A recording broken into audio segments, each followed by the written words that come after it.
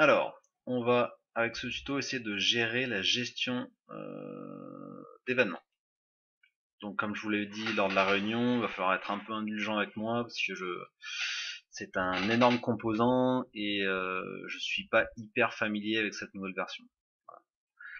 Alors, donc toutes les options de Espresso Events sont ici. Ok. La première des choses à faire, je pense, c'est d'aller dans les lieux. Ok, donc on va aller cliquer sur les lieux.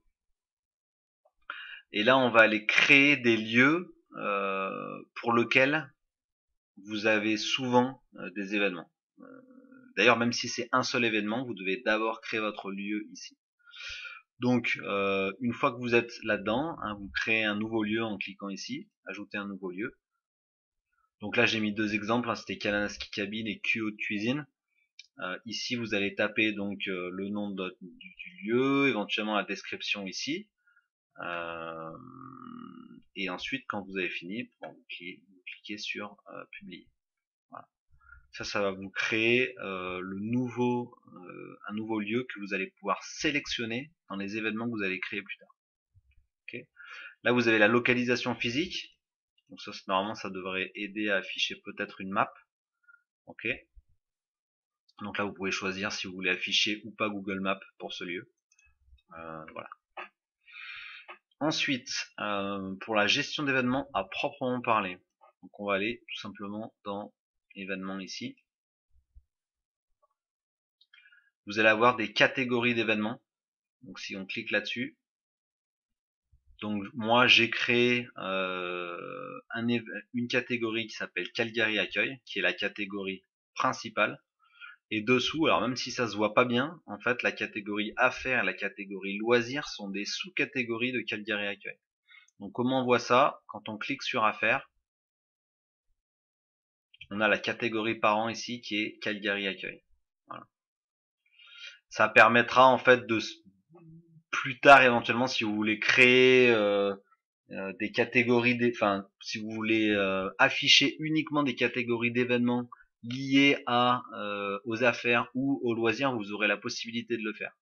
Si vous ne créez pas de catégorie, bah, tout sera mélangé. Donc ça peut être plus compliqué plus tard si vous voulez afficher des événements spécifiques à une catégorie. Donc pour créer une nouvelle catégorie, donc là je suis dans modifier, donc on va faire simplement fermer, sauvegarder et fermer. Voilà. Donc pour créer une nouvelle catégorie, on clique ici, hein, ajouter une nouvelle catégorie. C'est une catégorie d'événements et là donc on va choisir le nom de la catégorie. L'idée unique, donc comme vous suivez le petit point d'interrogation, ça va vous expliquer que c'est en fait c'est la variable qui va être utilisée par le système. Donc souvent on met pas d'espace, pas de majuscule, pas de d'accent dans ce genre de variable. Et la catégorie parent, donc voilà, probablement Calgary Accueil qui est la catégorie de plus haut niveau.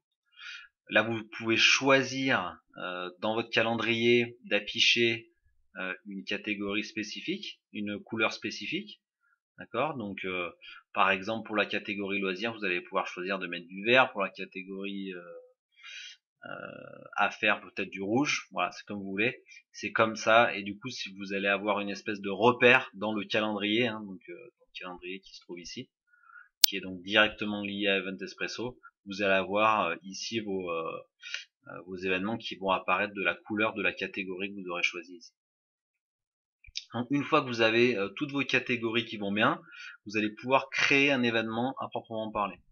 Donc on va cliquer sur événement ici, voilà, et on va cliquer sur ajouter un nouvel événement.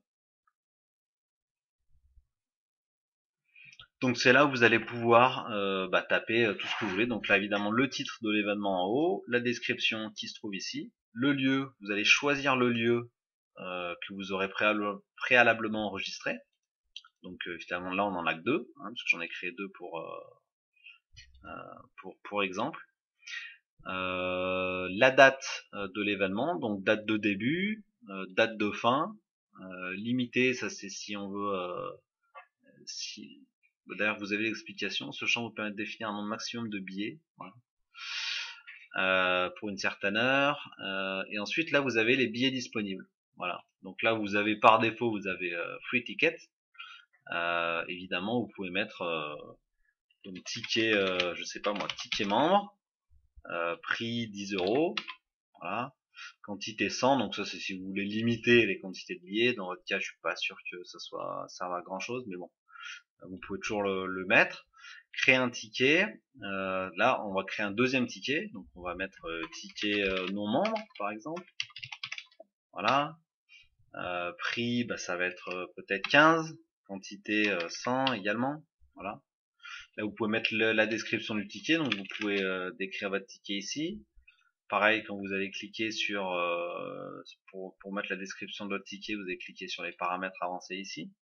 Voilà, donc vous allez pouvoir taper la description de votre billet ici. Description du billet membre. Voilà.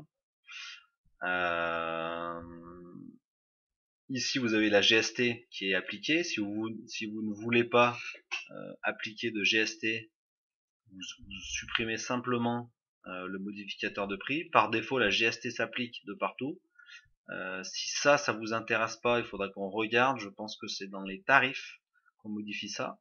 Par défaut, la GST s'applique. Voilà. Qu'est-ce qu'on a d'autre? Donc là en dessous, je vais pas trop compliquer les choses parce que je pense que là vous avez on va dire les choses principales. Donc si vous avez des questions qui vous viennent à l'esprit concernant les événements, vous me posez la question. Mais là avec ça, vous pouvez créer les événements, on va dire de base, donc tous les clubs d'affaires, les sorties loisirs, etc. Ça va vous permettre de créer ce genre de choses. Sur la droite, vous sélectionnez effectivement la catégorie de l'événement à laquelle vous voulez vous voulez associer votre événement. Donc Cagliari Accueil Affaires ou Cagliari Accueil Loisirs. Je vous encourage toujours à sélectionner quand même la catégorie de plus haut niveau. Là vous avez des options d'inscription. Voilà, si vous voulez regarder à quoi ça sert. Hein. Nombre maximum de billets autorisés. C'est vraiment, il y a plein de détails qui sont pas forcément, on va dire pas forcément utiles pour chacun des événements.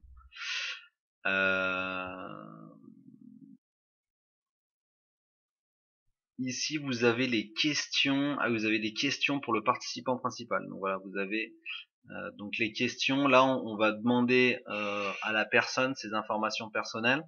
Si on clique là-dessus. Les informations personnelles, ça va être prénom, nom, courriel, numéro de téléphone. Donc ça va être, on va dire, par défaut, les informations demandées à chaque inscription. Si vraiment vous avez besoin d'autres questions en particulier, vous pouvez ajouter un groupe de questions à votre événement. Voilà. Donc vous pouvez cliquer là-dessus et vous allez pouvoir créer des groupes de questions. Je vais pas rentrer dans les détails encore une fois. Je pense que le mieux, c'est que si vous avez besoin vraiment d'informations qui ne sont pas demandées lors de l'inscription auprès de vos participants, vous me demandez et puis je vous ferai un tutoriel vraiment spécifique. Voilà pour la gestion d'événements. On va dire que ça c'est la base. Je vais m'arrêter ici parce que je veux pas rentrer trop dans les choses compliquées. On verra au cas par cas si vous avez des questions sur la création de vos événements. Je pense juste à quelque chose, c'est le mode de paiement, puisque je ne pense pas que vous m'ayez envoyé votre compte PayPal. Donc ici dans les paramètres, on a mode de paiement. Donc là on va quitter cette page, je vais pas sauvegarder l'événement, parce que c'est un événement exemple. Donc dans PayPal, ici on a PayPal standard. Voilà. Donc là PayPal email, pour que ça marche, j'ai mis le mien. Donc il faudra remplacer cet email là par votre compte PayPal, tout simplement. Donc une fois que vous aurez créé votre compte PayPal avec l'adresse email qui va bien, vous mettez simplement le nom de votre adresse email ici. Voilà. Et puis voilà, ça sera tout.